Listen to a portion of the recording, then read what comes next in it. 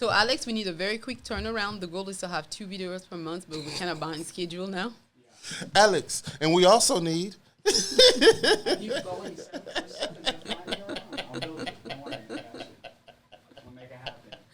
I'm just a woman, you know. I ask it, y'all do. And Alex, all my listings. All my listings need a video. All of them.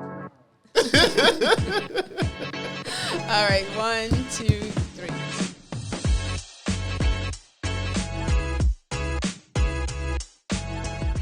Hi guys, happy new year, happy 2024. I'm so glad I am back. We are back. 2024 will be the year. The year. Yes, ma'am. Okay, so I just want to introduce myself for those that are here in this platform for the first time. My name is Danielle Bilumbu, Leach with DBK Real Estate broker here in Houston area. And I have the pleasure to work with one of my friends, which is Mr. Abu Jabi with doing? AMP Lending, the best lender in town. In town. Any of your lending questions, anything you need, you can definitely get in contact with me. Mm-hmm. So 2024 will be an amazing year for real estate. Yes. I believe it. We're speaking that in fruition, so we're pushing that forward, and hopefully with these feds cutting these rates down, we'll be able to see some movement. Mm-hmm. And then what we're going to talk about today is how much some of you afford, right? Because some of you start the year, New Year resolution, tired of renting, need to buy a new place, tired of currently living in the home, even if you're the owner, but you're just tired of that property. You need a bigger place. Maybe you need a smaller place. Maybe you need a better kitchen. Maybe you need to be close to family or just close to work or just change because it's time to change. Yeah. And then we're going to be able to talk about affordability, how you'll be able to make the move. And of course, always remember to give us a call when you're ready. Yes, ma'am. Okay, so let's take a look at a different scenario because I oftentimes have this question from my buyers. Hey, I make about $50, $60, $70, $100, $150,000. How much home can I truly afford? And then people need to have that in perspective so they can understand exactly where they're at and where they can go. So let's start with the average family. You know, the average price in Houston area, it's about $400,000 for a home. So, in the average income combined, husband and wife, oftentimes, is around between 60 to 70,000, right? You see that a lot. So, how much home someone who's earning $70,000 a year could they buy? Yeah, so 70,000. I mean, give or take. Everybody's going to have different types of debt that they're going to have that's going to be incorporated in the qualification process. But typically on the average, we're looking at about $250 for people that are bringing in about $70,000 a year. You're looking at a monthly mortgage of about $23.78 monthly that you'll be paying. So, you know, if you're making around $70K, look to be able to qualify for a home somewhere around $250, $275 in that bracket as a qualification point. So pretty much $70,000 will give you approximately about $5,000 a month. Yeah. Exactly $5,800 a month. $5,833. So between husband and wife combined. So if you bring that much, just know you will be able to qualify for about $250,000 to $300,000 home. Exactly. Approximately. Everybody's debt is different. Yes. And then what people need to put in consideration when they're purchasing a home around that price for the monthly payment. So remind me again, how much will be the monthly payment on that case? Monthly payment is going to be $23.7820. So that's going to include your principal and interest payment. That's going to also include your property taxes. That's also going to include your homeowner's insurance. Okay. And if you're going FHA or conventional, it's going to be your mortgage insurance as well. Okay. So with that say, if that type of person, if you make that much and you're trying to have new construction, for example, there's not that many $250,000 on new construction around the Houston area. I just want to be honest in that area because the price of new build are so much higher than it used to be a few years ago. Like 8-10 years ago, you can have a very nice home for $250,000, $300,000. Now it's very difficult, but you can find unless you go further away. Yeah. Like area that you can find 250 to 300,000. Let's say, for example, you want to buy a 4-bedroom, 2-story with a game room. You can look at area like close to Conroe, close to Cleveland, maybe Sealing, Texas, after Katy.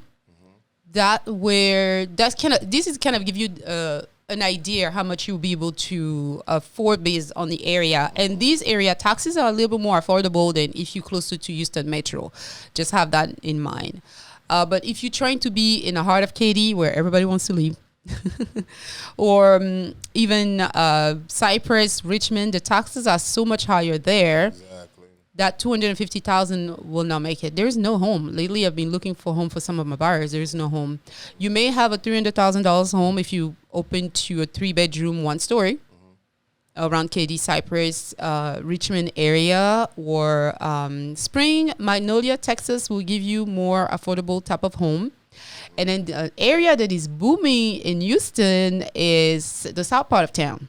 Okay, yeah. So we're looking at Manville, Rocheron, Iowa Colony, these area, my friend, or even Alvin, Texas, they are start to boom. Yeah. Plenty of brand new community. For example, you will have a builder, they will be there, and they will sell their home for $400,000. But if you go to Katy, it's going to be $150,000 more. And it's the same house, the same full plan, but it's just less. It's more affordable in the south part of town. If you still want to be close to Houston, but you don't want to be driving like to Conroe and stuff like that. So Iowa Colony or Rocheron is not that far, and you can afford a lot of places. Yeah. So tell me, how much would it be if somebody, husband and wife combined, or just an individual making about $100,000 to $150,000 a year, or $120,000 a year? How much home could they afford, and how much will be the monthly payment on that? Yeah, so somebody, making about $120,000 a year, you're going to be looking at about $450,000 home. You're going to be looking at a payment of about $4,152 monthly. Basically, what people want to be able to understand when you're purchasing your home is, just like you stated, these property taxes, right? A $450,000 home in Katy, Texas, the payment's going to be different than a $450,000 home in Manville, Texas. So always when you're doing your research and you're looking for your homes, you want to keep close attention to the property taxes and how much those taxes are going to be, because with time, your house is going to increase in value, and that the property taxes are going to go up. Yeah, so if you're thinking about buying new construction, for example, you have to pay attention to the taxes, because at the beginning when you purchase the property, you don't realize that the taxes that you will have every month will be completely different a year later, because the first year, oftentimes when the house was not built, it was just dirt, the taxes number is so low. So the lender need to adjust the number, but they're not 100% sure how much really your tax will be for the following year, because they can only give you an estimation. And then those new construction, with the neighborhood growing and gaining more and more value, what's going to happen is the following year, if you probably got into the house and the monthly payment was $3,000, and the following year the taxes went up because now they have the full value of the house because the house is fully built, you may pay an extra $200 to $300 more, right? So your $3,000 will become $3,300, $3,400. Exactly. Because typically what happens is, with the new construction, they're doing it on the land. They might do it on the improvements, but the sale price of the house, you want to be able to, once they complete the actual construction of the community, then the value of that community goes up, which means that the tax rate is going to go up. So typically what happens with new construction, that following year, once you get that mortgage payment, you're going to see $300 to $400 increase in what you're paying. And if you're living on a budget and you don't have those means, it's going to be a sticker shock, and you're going to be pretty upset. Yes, you'll be very, very upset. And if you knew you could not afford the house. So that's why when the lender, I love what you guys do when somebody calls you, say, hey, I want to buy a house. You never ask them, you don't tell them how much maximum they can qualify for, right? So you just ask them how much you want. How much are you looking to spend monthly? What is your budget? Where are you at? Because just because you can afford more doesn't mean that you can actually afford more, if you know what I mean. Everybody lives off of a different budget. You got kids, you need emergency money, you have things that you have to put up. Need to travel. Exactly. You have different things. Everybody lives their life different. So when I'm talking to an actual client, I'm trying to ask specifically to your profile, what you're trying to get accomplished here, and I'm trying to achieve that for you. Yeah, and if your lender qualify you for like $350,000 home, it doesn't mean you have to buy a $350,000 home. Try to buy less. Yeah. You know, but you know, sometimes some people they have a champagne taste with beer money. Yeah. And then so sometimes as a realtor, we have a hard time finding you exactly what you want based on your affordability. But just have that in mind. You don't have to go for the bigger, the most expensive place. And what I oftentimes tell my buyers, like, look, especially first time buyer, you do not have to buy your final home. Yeah. This is your entry home. As long as it's efficient, it gives you what you need in an area that you like. And it give you, if you have kiddos and you know schools are important, and it give you what you need at first, just go for the least amount one that you can afford, you know. But it's going to be your first time, because pick a neighborhood that you know who's going to gain value, who's maybe established, or if it's new construction that you know the neighborhood is going to grow. So eventually, 4 years, 5 years down the line, that's a good number to wait before turning around and resell it or use it for rent. Exactly. And then you can, that's the stepping stone to get to the next place. Yeah. So you don't have to buy the next house. Don't try to keep up with the Joneses or whoever you're trying to keep up with. Be yourself. Be yourself. Because you don't want to be house poor. No, most Because definitely. one car accident, one hospital bills, Or losing your job. you lose your job, Yeah. and you're in the street.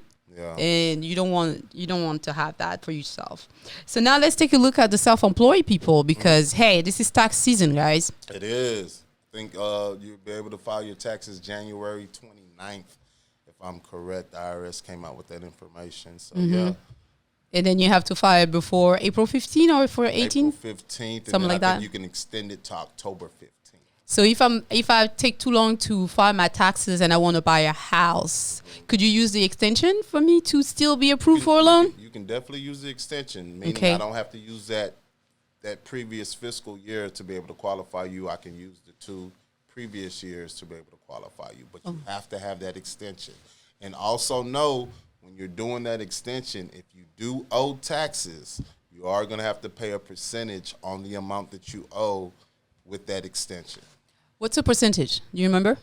I don't know the exact percentage that IRS charges for what you know, but I know there's interest there that occurs if you owe money. Okay. So they don't want people that know that they owe trying to dodge paying by continuously extending. Okay, and but also your you have to make if you make a payment plan, you can also you need to make at least 1 or 3 payment. 3 payments. 3 payments. Okay. If you're going into, if we're using your taxes for that fiscal year, and you owe, you know, a little amount of money, you'll have to set up a payment plan that you'll be able to pay that on a monthly basis, that we have to include into your debt, and see how much home you can qualify based off of that debt being included. Okay, so if you know you owe taxes, you want to buy a house, first call Uncle Sam. Yeah. Get it together, make the payment plan. And sometimes they give you, 10 years, 6 years? I don't know. I'm not an IRS person. But I know they will give you some time. They give you some time to pay it off. To pay it off. And the amount sometimes is very affordable. It can be $200, $300, $500 a month. It depends what with payment plan you can do and you can afford. They're going to propose different things, because it doesn't matter what you do. They want you to pay. Yeah. They want their money. So they'll give you different options, and you can create the options that you want and move accordingly. So for self-employed people that are looking to purchase homes, you know that you're going to have to be able to show more money when you're filing those taxes. So what does that mean? You can't do a lot of write-offs that you typically used to do, because you didn't want to pay Uncle Sam that much money. Yes. So when you know that you want to purchase a home, or you know that you're about to purchase a home, you can't do those write-offs. Talk to your CPA. Let them know what you're trying to do. Get with a loan officer like me that would tell you up front, hey, trying to get this amount of home, this is how much you have to claim. And it's not about your gross amount, it's about how much you net. So after all your write-offs, after everything, what your net amount is, we'll take that number with your previous fiscal year, average that over 24 months, and that's how we get your monthly income to be able to help you qualify. So pretty much based on the number we told you earlier, if you want to buy a $200,000 to $300,000 home, you need to show IRS that your tax return need to show that you're making $70,000 a year. If you're trying to buy your 450, was that 450? 450. You need to show that you have about $120,000 in your tax return paperwork. Yeah. So really pay attention to that, self-employed people. I'm a self-employed person in myself. I remember one year with my husband, we were trying to, I think we bought a property, we flipped it, and then we decided to refinance the property and have it on the long term. And because as a self-employed person, I put so much write-off. That was like 7 years ago, and I learned it the hard way. I put so much write-off. We could not afford to have two mortgages in the same time because the lenders say the income that we're bringing home. I just want to remind you, he's a W-2 and I was a self-employed, and I did so much to make sure we will not pay. That killed us when we were trying to refinance. So be careful. And I also have clients like that. They're both self-employed. They could not get approved for a loan, but then they tried to do the bank statement only, and it was also difficult for them to qualify. Yeah, and that's when you get with a good CPA, a certified CPA that knows the tricks of the trade, that'll be able to help you out, to navigate you through, to be able to prepare your taxes in a way to be able to show that income. But also when you're self-employed and if you cannot qualify for a loan, right? Or because you put too much in it, the tax write-off, you can do the bank statement only, right? You can do bank statement loans. They also have 1099 loans. But with those loans, your FICO score is going to have to be at least a 720 or above. And then also you're going to have to be able to put down 25% as well. So with those type of loans, those are more riskier loans. So the qualifications for the loans is going to be higher. And the interest rate? Are going to be higher. Higher, of course. Yeah, just don't be mad if you hear that, but put that in perspective if you're a lender, right? You do have this person who doesn't meet the normal requirement like most people, so they have to be, they need some kind of warranty to be able to trust you. So that's why they will charge you more money, because you're more riskier person for them, because nothing guaranteed that your business will be there tomorrow for them. So that's why they're doing all of that. But then there's plenty of people over there, they're watching and they're currently thinking, okay, I already own a house, and then how can I move to the next place? So I do have some time to time client. Well, actually I have one last week who contacted me. They own a home and they would like to be able to buy another one. So what they were asking me what they need to do in order to prepare to make sure, first, they're not homeless, second, they can truly between moving to this house to the next place, and then second, they want to make sure that they can truly afford. So I always tell them the first place to go when you think about buying a house, even if you're not buying a house right this minute, but even if it's this summer, you try to prepare this spring, this fall, whatever time you want, always talk to a lender first. Yes. You're going to have to qualify the same way you qualify the first time that you purchased the home, right? As usual, income, asset, credit, and then you add another layer to it. You already own a home, so you have to make sure that if you decide to keep the house and you want to put it for rent, you will have to make sure that you can afford sometimes two mortgages in the same time. So could you break that down for? Yeah. So one of the things is, if you're in a home currently right now, you're looking to purchase another home, you have options. It's all about what you're wanting to do, what you're trying to do, right? So if you own a home and let's say your savings isn't that great, right? You can go ahead and put the home up for sale, right? You can put the home up for sale. The home sells. You can use those proceeds from the sale of that home to be able to purchase a new home, right? Or to be able to put a big down payment on the home, so your mortgage payment will be lower. So you have options. And then for my first-time investors, I tell them this is the best scenario if you already own a home, right? If you own a home and you go ahead and you're looking to purchase another home, within that same fiscal year, all you have to do is get a lease agreement. You get a lease agreement, whatever you're getting for that rent, we can use 75% of that. to be able to take away that debt, and then you can go and purchase another home. And then you're an investor now. So now you got one property that's cash flowing for you, that's paying for itself, and now you're living in another home.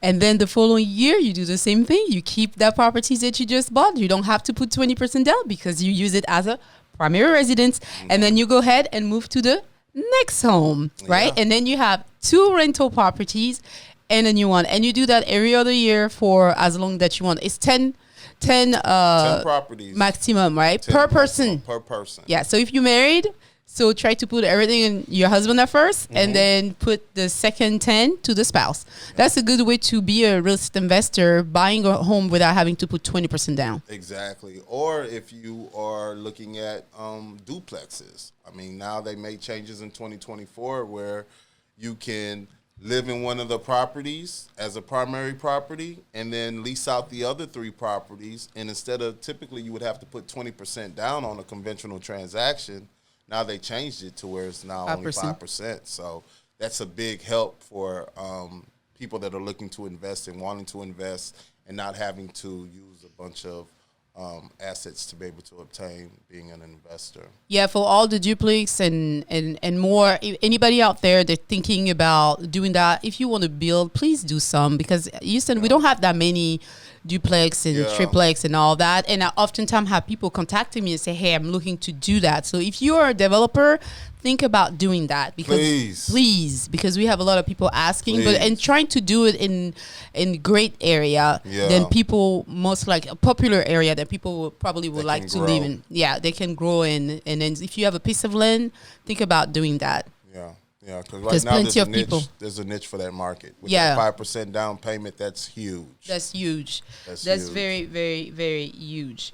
And then so when you put the property for lease, you have to make sure that it's cover your mortgage. Yeah. So if your current mortgage is $2,000, especially those people that bought the house back in the day when we have 2% and 3% interest. Yeah. So make sure if the house you put it on the market, if your mortgage is $2,000, obviously you have to put it for more than $2,000, because the lender only use 75%. 75% of the mortgage. 75%. Yes.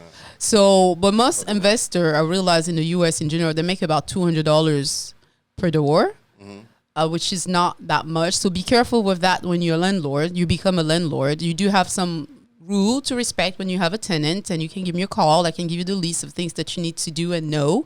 But you have to make sure that $200, the minute you start having a phone call from your tenant,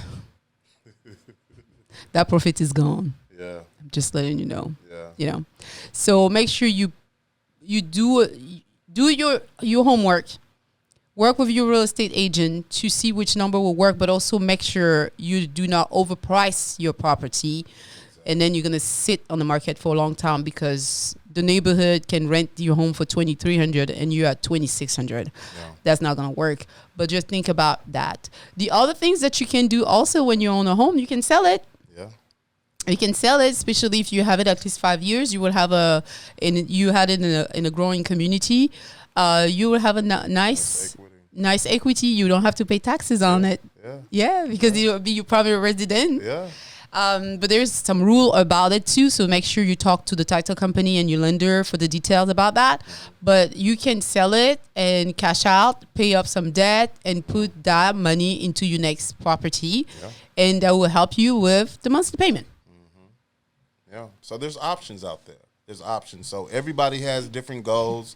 Everybody has different living arrangements. So depending upon who you are and what you're trying to accomplish, you get with an experienced realtor like Danielle that would be able to advise you, and an experienced loan officer like myself will be able to advise you and tell you what steps you need to do to go in what direction you're trying to achieve. Yeah, and just like any properties, when you have it when you decide to put it on the market, there are certain things you have to do. So if you have been living in a house for a minute, 3 years, 5 years, 10 years, and you never done anything like for maintenance, ooh, la la la la la la la la. It's gonna catch up. It's gonna catch up to you. It's gonna catch up. So it's not because you own the place that you don't have to maintain it. You know, service your AC twice a year. The summer is gonna come soon, somewhere around March when the sun start coming out. Get your AC service. Check on your water heater. The water heater usually have a 10-year life expectancy, so check on that. Have a plumber coming some time to time and check it for you. Have a roofer work the roof, flash every area that is opening. Have someone to come and recaulk and seal everything that needs to be sealed. Have a lawn person to come and maintain your yard. Do things like that on a regular basis. So when you're ready to truly sell, you will not have a lot of money to spend. Exactly. But for those that just sit on their property forever, they never do any kind of maintenance. When it's time to sell it, and you want to sell it for the highest price. But then I walked in and I'm like, oh my God. You will spend at least $5,000, $7,000, $10,000, $15,000 just to get, simple things you could have been taking care, and it would have be a minimum payment. So make sure, to do that. But always, I have this thing that I call in my office turnkey for everybody. They're ready to put their home on the market. I've been doing that a lot with my client, where I help them pick and choose the color, or help them with the contractor, give them ideas, tell them exactly what to do to get the property ready for the market. And then help them with explaining what are the different trends for the year we're in. So, yeah, that's something you need to think about. But and also, if you're scared to be homeless, there's plenty of things in the contract that you can do, so you won't be in the street. Exactly, we don't need you on the street. Yeah, so because some people, they have family and an obligation, so they can just pick up and go, and like you move from your place and get in a hotel or Airbnb, and then from there and go to another place. Some people cannot do that. So you do have different things in a real estate contract you can put in place, like a lease back, and ask the tenant, the buyer, if you can rent the place from them for maybe a week or 2 weeks or 3 weeks until you move to your next place. It's very possible to do that.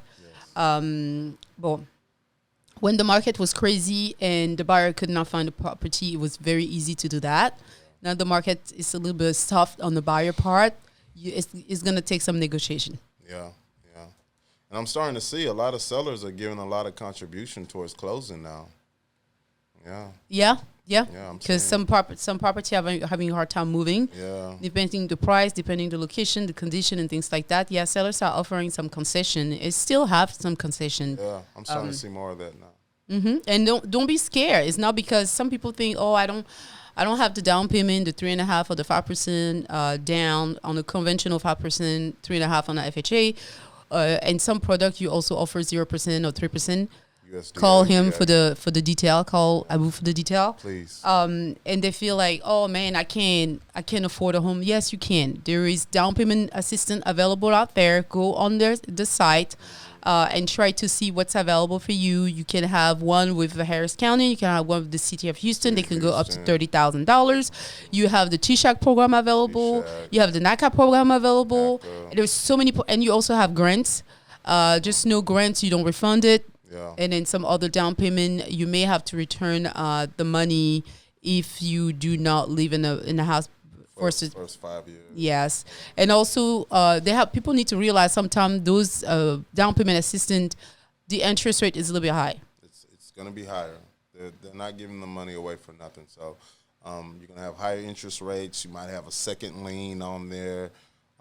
There's different things for different programs. Again, it's case by case. So when you give me a call, we can go over those different scenarios, and we can see what bets fits you.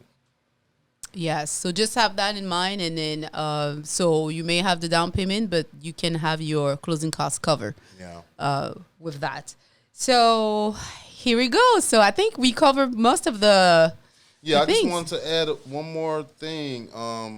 Good news. FHA, the loan limits are higher now.